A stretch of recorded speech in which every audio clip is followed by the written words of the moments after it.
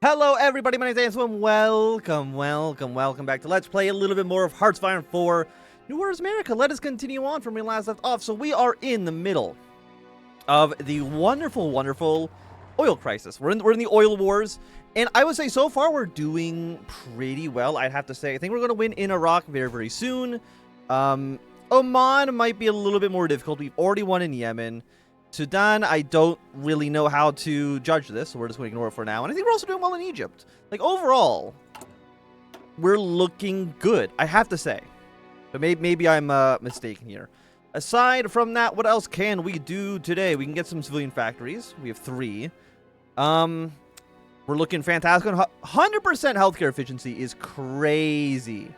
Offices are looking pretty good. Schools are, and they're okay. So if that's the case, where do we want to build some schools? Apparently, I've just completely, the entire campaign, have just neglected the East Coast. Apparently, I'm just doing the opposite of what Americans actually do, which is, I don't give a shit about anything that happens in the Atlantic. Anything we want to do here. $50 million. Air support for Sudan. Yes, because that just cost us army command power, which we have a ton of. And aside from that, we're looking pretty good. Okay, let's get started. Are you able to get your way to Basra? Maybe. Send some more tanks down here. You go to this province. You actually move here to push you back ever so slightly. You guys go to Basra. That'll take this. Swelling. It all started like all things do with the little things. Some Icelandic teenagers, their rebelliousness getting the better of them, flashed a Nazi salute at some American soldiers on patrol. An American tells his buddy that what he wants to do to a beautiful Icelandic woman as he passes by. The woman could do nothing but pull her coat around her and avert her gaze. A few students, radicals, gather outside American bases and offices each day, chanted slogans. All this, though unpleasant, was to be expected. All of this was normal. But of course, normality can only last for so long before it starts to wear thin. And with each passing year, the Americans grow arrogant, the protesters become more numerous, and perhaps in the depth of their mind, the salutes of the teenagers become something more than mere rebellion. There's a fire burning. Under the veneer of normalcy that is in Iceland, no matter how both sides try to ignore it, it's there. And like the volcanoes that make up the island of the country itself, no one is really prepared for the eruption. So we will be having the Icelandic referendum soon, which, if you do remember from our Germany campaign, we also participated in. Now, I can't tell you off the top of my head if we won. Also, people are saying try to limit yourself on COINTELPRO because it has a opportunity to blow up in our faces. So we'll ignore this then for now. Do not care about you right now, so we can ignore you. Timeout decisions is for manpower. We don't care about that too much. And the rest of you, I think, are looking okay. Get rid of you, get rid of you. I know we're not training any troops, but that's not a big deal at all. You can counter the Japanese here. Who's defending Dufour? That is the Germans. Yeah, because Germany is very pro-Baathist. Our extra division that arrived in Egypt. Move you guys all up north. Basra has been secured. So Rock should fall within our grasp very soon. Make your way down the Nile. Take all of this. We can kill the Revolutionary Council, then we can move our way onto the Brotherhood. And you guys go a little bit faster, and then you just kind of like move in. I think that should be fine for you. The Thanksgiving murder.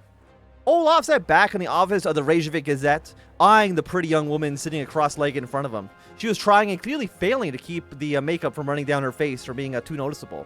Olaf made a mental note to emphasize that in his article. Always helped with the sympathy. So, Sigrid, he said, leaning forwards, just to review.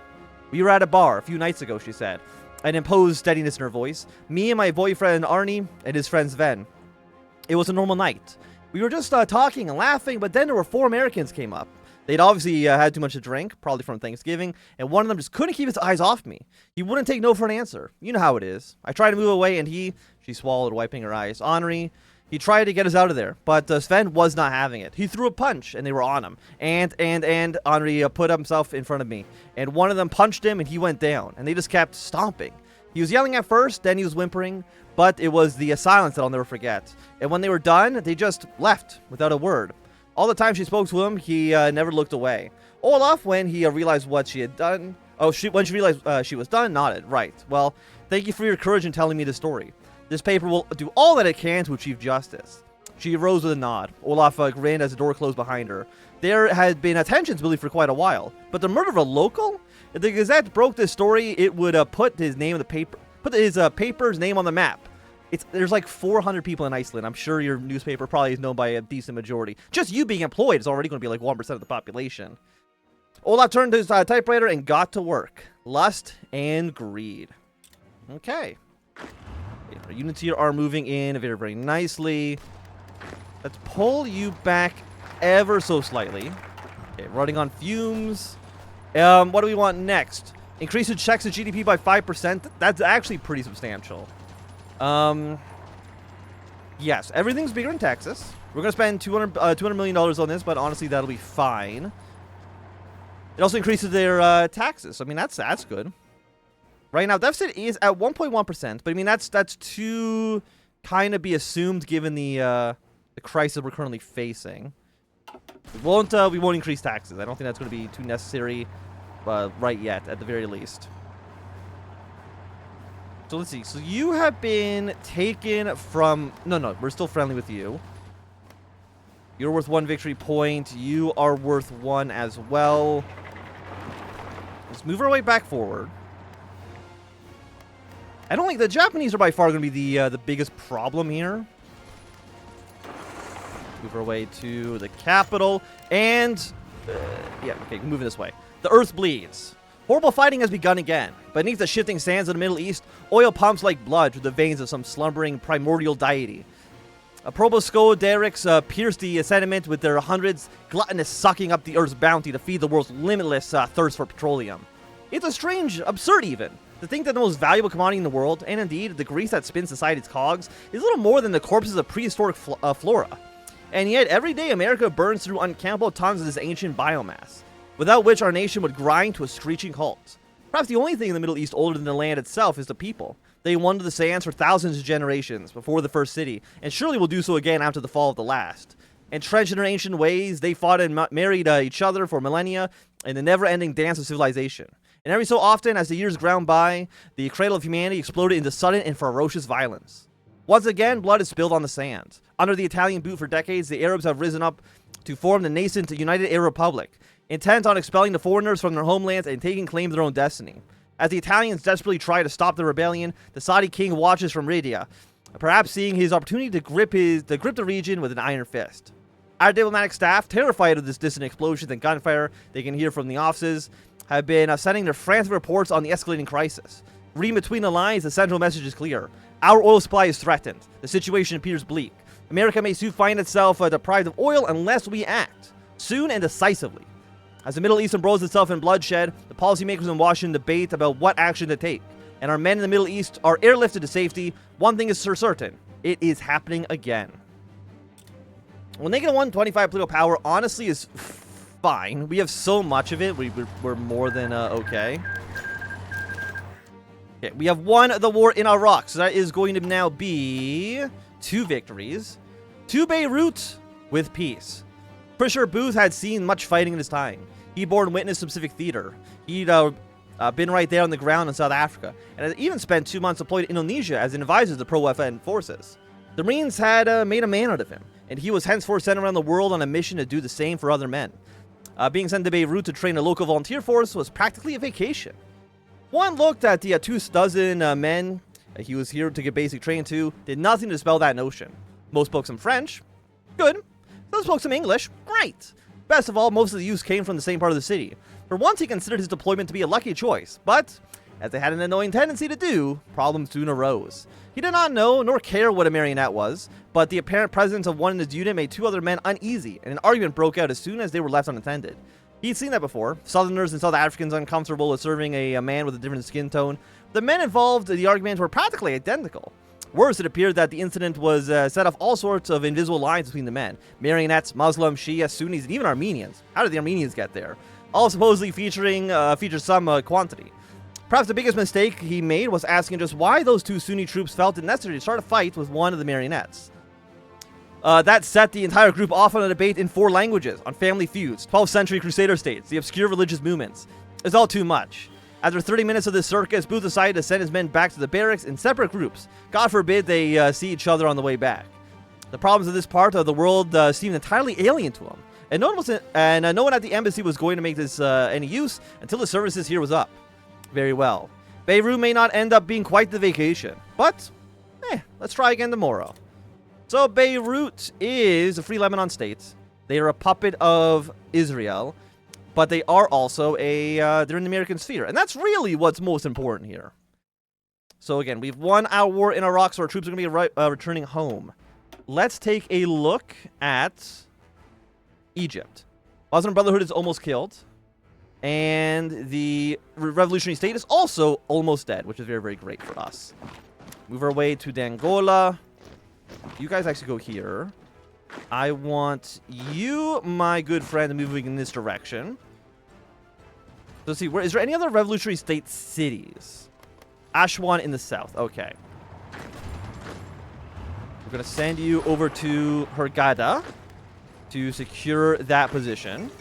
Italian dominance in Iraq. We're happy to see it.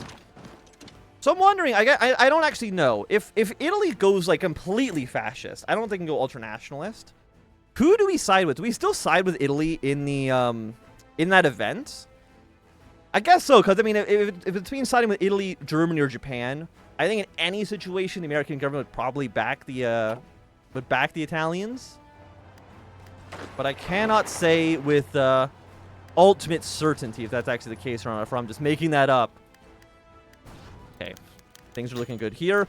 Riots in Reykjavik. By the time the White House received the message from the United States Embassy in Iceland, there's a problem. The riots had already gathered in force in the front of Athene and the embassy itself. Bearing a copy of the Aday's Mogun Bla Oyo with a damning headline. Americans demand closure of murder case involving OFN soldiers. The notes taken in an in-conference meeting between the Icelandic government and the American ambassador had been printed in full, with the project details of the various incentives Washington was prepared to offer. If this little matter could be resolved, what was the worst was the revelation that it was too late to do anything. The prisoners, 2 airmen arrested for running over a child while drunk, had already been remanded to American MPs. Helplessness and humiliation quickly morphed into indignation and irascibility as the population of Reykjavik vented their frustrations en masse. The whole thing went into an unscheduled recess as politicians huddled into interior rooms, away from the smashed windows and the roar of the crowd. The streets in front of the American embassy had turned into a debris field, littered with husks of burnt-out cars and spent projectiles. While the violence subsided in the days after, the protest marches and manifestos continued daily, organized under the banner of leftists, nationalists, students, and pensioners alike. Iceland society found common cause with their disgust with America, and with the OFN writ whole. The cover-up is as bad as the crime. They want you to go to Aswan. And then once you're in Aswan, you make your way up to Marsa Alam. Japanese troops are here. Very annoying. What if I, instead... Here's my idea. We send this medium tank. Oh, no, you've already pushed this guy back. Okay. 48. We are getting now some support from an Egyptian troop. Happy to see him. We're taking Dongola. And that means that this is for Sudan. They are now at 44. And then we need to get our way up to Makalal. We'll send this tank division down south. Looks good to me. This division, you're going to make your way down towards... Are we in South Sudan? No. We don't care about South Sudan actually at all, which is fine. You're going to make your way down to Nyala. You're still where I want you to be. Senate election results are in, and the polls have been updated. Okay, so what is it looking like for the Senate?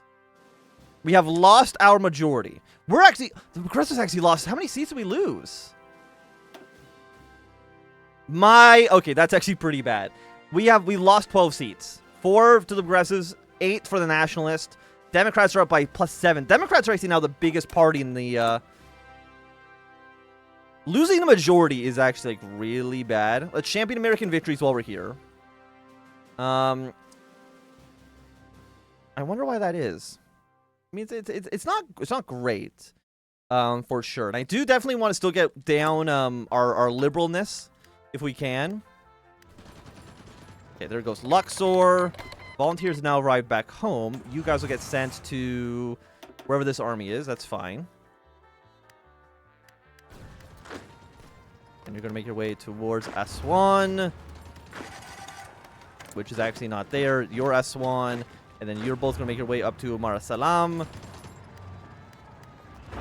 I need you to keep on going to Hurghada. I don't know if we need it, but I'm going to assume the answer is probably yes. Okay, there goes the Revolutionary Council. Happy to see that. And we should, in just a second, kill off the Muslim Brotherhood. Burning black gold, bloody red sands. With the Middle East erupting into countless civil wars, many the avid reader of the commentary magazine would expect some of the usual opinion writers to weigh in. And Congresswoman Jane Kirkpatrick has. In her new opinion piece, Burning Black Gold, Bloody Red Sands, Congresswoman Kirkpatrick offered a brief conflict report on the entire situation, from Sudan to Egypt to Yemen and Iran. While not as in-depth as the official CIA country report, and careful not to reveal any classified state secrets that the Congresswoman may have access to, Kirkpatrick's article provides a succinct and accurate summary of what is currently going on in the region. In addition to that, the article also serves as a policy proposal, and avid readers of Kirkpatrick's works or followers of her political career would be able to predict what this proposal consists of. Massive military intervention.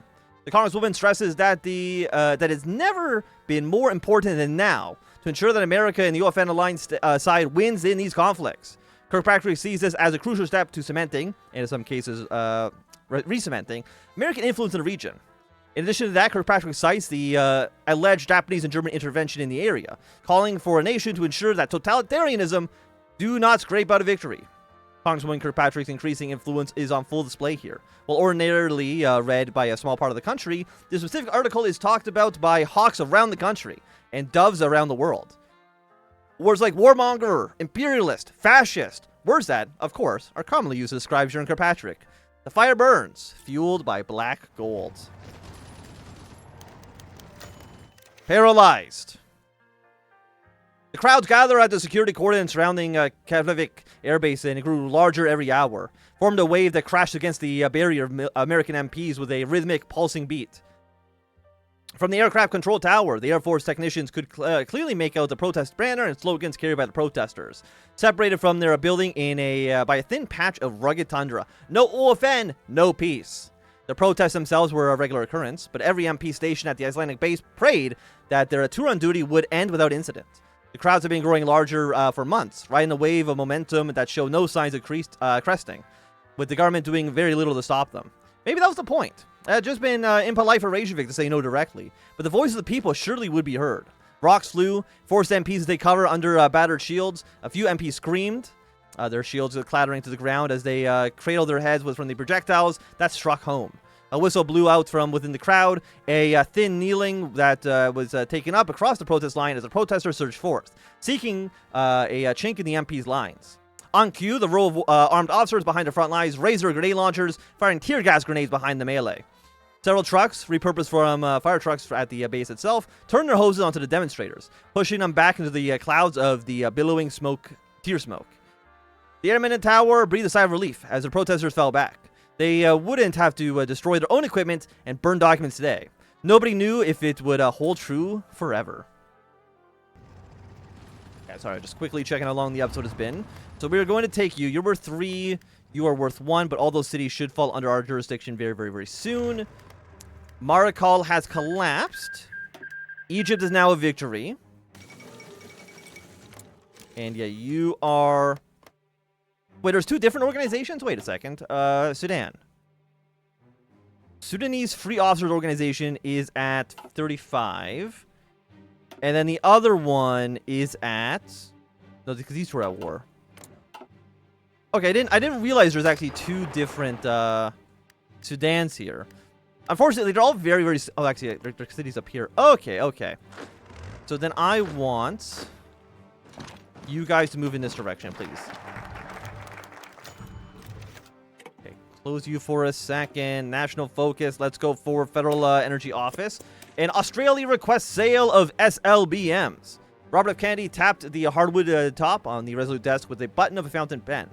The decision that could potentially move Doomsday Clock hours forward at the forefront of his mind. Australian nukes? he'd been getting tired of hearing about it. The issue of selling Australian nuclear-equipped submarines had first been raised months ago, and now the scheduled meeting with the Prime Minister was just a week away. A meeting would officially end the matter, but in truth, it all came down to the President, and to better come prepared for an answer than to drag this headache out any longer than it needed to be. Australia having nuclear weapons at all had been a risky move. Giving them submarines with which to launch them? There's no denying that this would be a great kick in the teeth of the Japanese.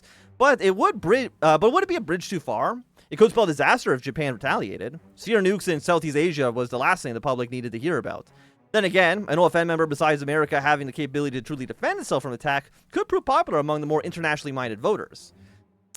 I would say, with us having already dealt with the Japanese to get back the treaty ports, Japan agreeing to demilitarize Hawaii, I don't think it makes any sense for us right now to stir up that hornet's nest. Because if I was Japan and I gave Australia nuclear weapons, I might immediately just remilitarize Hawaii again. Like, why wouldn't you?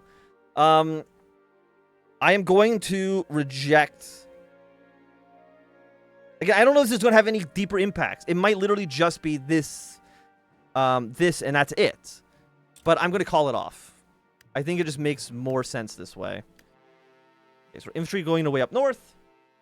And all of that seems pretty good. All of that seems very, very nice.